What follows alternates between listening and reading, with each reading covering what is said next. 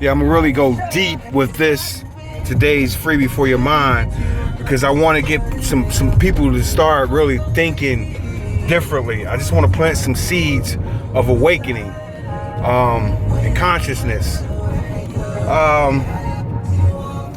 These thoughts are spurred from, you know, the results of the presidential election. I don't want to take my hats off to Donald Trump. I'm gonna give him his props, because, you know, if you look at things, you look at Hillary lost because she cheated. She didn't deserve the Democratic nominee. So all you Hillary fans, you know, you had an awesome Democratic nominee that was geared to beat Trump, and y'all chose to choose Hillary because you were too scared of his radical ideas. And that spurs the topic of this series of DaVoice freebies for your mind. And it's called Stockholm Syndrome. All right. I know a lot of people are familiar with that term. And my understanding of that term is when you've been held captive or, you know, abused or mistreated. And as the victim, you actually start to develop sympathies or compassionate or certain type of feelings for your abuser or your captor. All right. So Stockholm Syndrome is what the American voter suffered from this election on both sides of the fence. You know, no one's hands is clean in regards to suffering from that, you know, Stockholm Syndrome. Now, Republicans, y'all had it in the essence of you refused to vote for Hillary because of her lies and her deceit and all her nonsense. However, you were willing to overlook Donald Trump's, you know, negative attributes, which are just as criminal and disgusting as Hillary's, for belief in propaganda. And his propaganda is that he's going to make America great again. Well, ask yourself this. If you are really for every American citizen, all American citizens, including minorities, when has this country ever been great for everyone? If we're going to make it great again, we must make it great for everyone, right? And what is your definition of great? If you want to do it by numbers, then we're already there, numbers wise. If you want to do it by morality, okay, how is electing a man like Trump going to make America great again in its morality? And y'all say, oh, because we prayed to God and God sent us Trump. Well, the Jews prayed for Christ, for the Messiah to return, right? And when Christ did return, he did not deliver them the way they expected it, right? They expected Christ to come and be a warrior king, so to speak, and overthrow the Greeks and the Romans and rule by war and might and take back their land for the Jews, right? That was their concept, you know, their understanding of what they wanted from their Messiah. But what they got was someone that preached compassion for the poor. He actually stood against rich, and he was actually for taxing the rich and making sure that when we tax the rich, that money is filtered back to the poor and the mistreated and the downtrodden and you know, the pimps, the whores, the drug dealers, because that's who Christ hung out with. I don't know what Bible you read when you read about Christ, and I don't know what histological records that you study about the culture and the times of the people that Christ ministered to, but those were the everyday common poor person that was being oppressed by the Roman and Greek rule, which right now we're suffering from Stockholm Syndrome, because last time I checked, 99% of us is poor and broke. There's only 1% of this population in this country that is extremely wealthy, that can withstand a major recession, that can withstand major job loss, that can withstand a depression to an extent. So you fall in that 99%, you are broke, you are poor. You may be credit rich, but guess what? That credit richness can be taken away from you very quickly if you continue to support and be a part of systems. But it's okay. You don't know no better. We don't know no better, because we have Stockholm Syndrome. We believe that our captors, our oppressors, you know, this corporate government that we're a part of, we believe that it has our best interests in mind, that it loves its citizens and it's going to protect its citizens. Well, if it loved us, give us health care. It's been a scientific fact, and studies have proven that workers produce better when they have health care, when their health needs are being taken care of, when they can go to the doctor when they're sick, and they can take time off of work when they're ill, and not worry about supporting and taking care of their families. See, the everyday man just wants to go to work and love his family and be able to have good things and nice TVs, and you don't want to get caught up in this nonsense. Well, okay, Mr. Everyday Man, ask yourself, why would Mr. Billionaire really want you to get on his level? This is a man who's a businessman. His whole purpose is to promote capitalism and profit. Again, the number is 1-621. You think he's gonna change his philosophies, his ideals once he's president? You think he's going to really want this 99% to change to 49%, 51%, 35%? No, he wants to keep it at 99%. So guess what, my brothers, my sisters of American citizens? Last time I checked, your ass is on Facebook. You are not in the 1%. Plain and simple. Your ass don't own 4 or 5 different homes. You are not the 1%. Last time I checked, most of your success or things can be taken away from you from a swipe of a bank regulation pin or a raise of an interest rate. Right? Let's get into that. Let's get into the interest rate. Let's get into how either way we were screwed. With Hillary or Trump, we were screwed because the establishment is going to get a puppet regardless. It's sad that the puppet we chose for the wrong reasons, because he was going to unify us.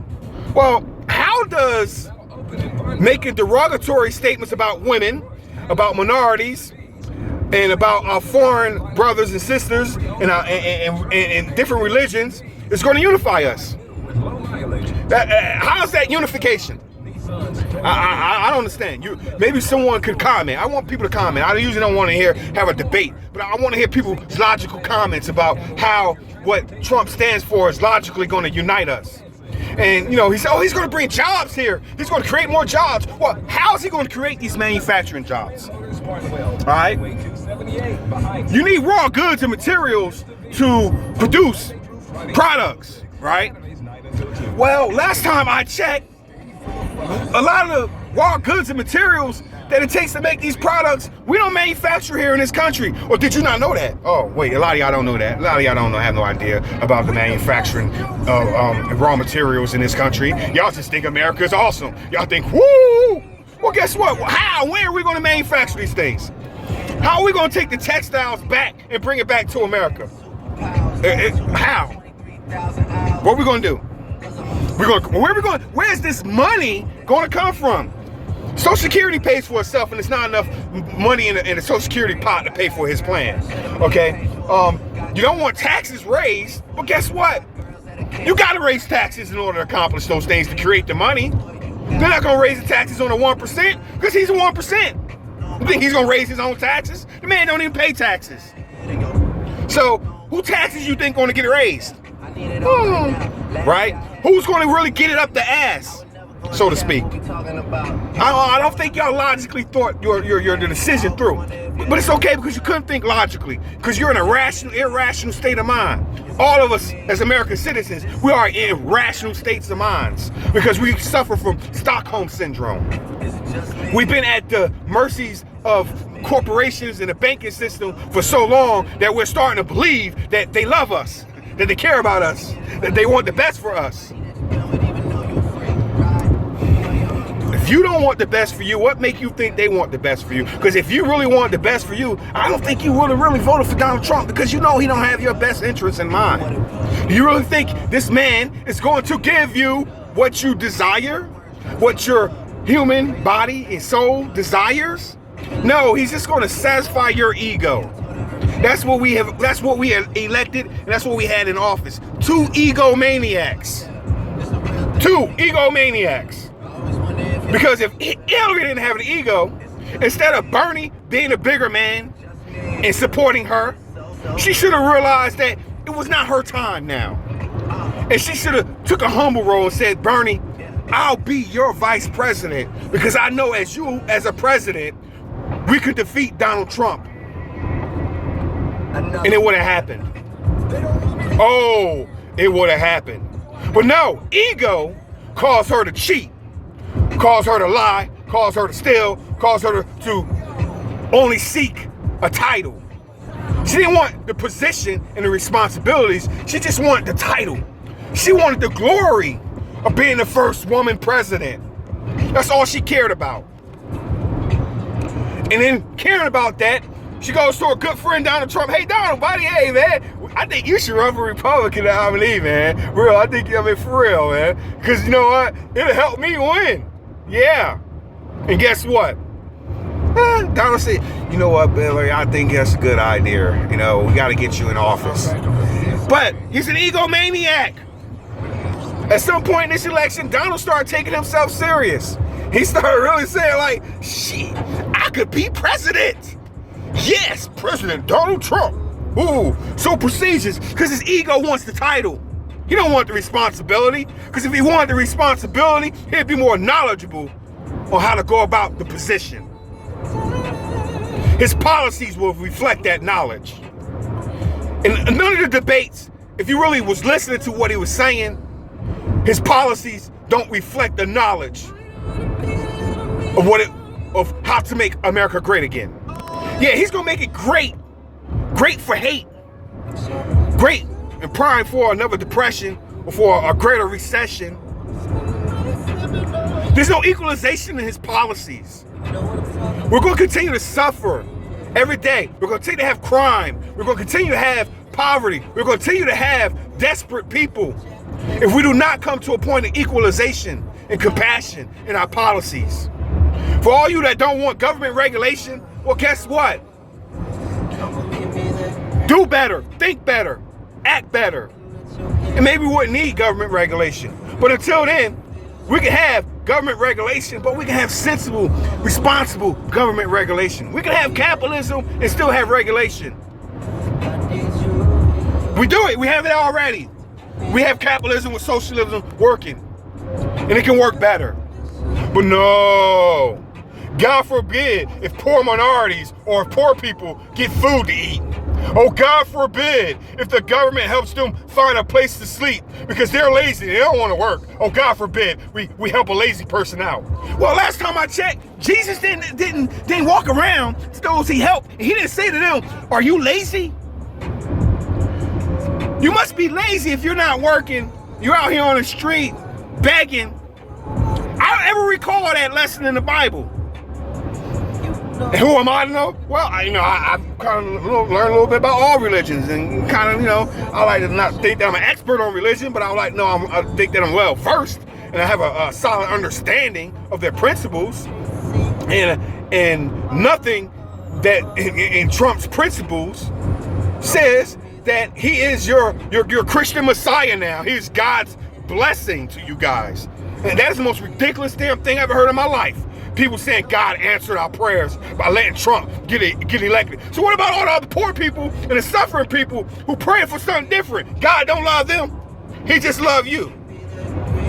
Come on now. I'm gonna cut this little segment a little bit short right now. It's about 15 minutes long. I really want people to hear the words that I'm trying to say. I want thoughts to be opened up. I really want y'all to stop thinking with your goddamn hearts and think with your minds and think with logic and stop being uncompassionate. Stop being hateful towards your other man. Stop looking down your nose at poor people. Stop looking down your nose at minorities. Stop looking down your nose, period. We're all a fucking second away from dying and leaving this planet.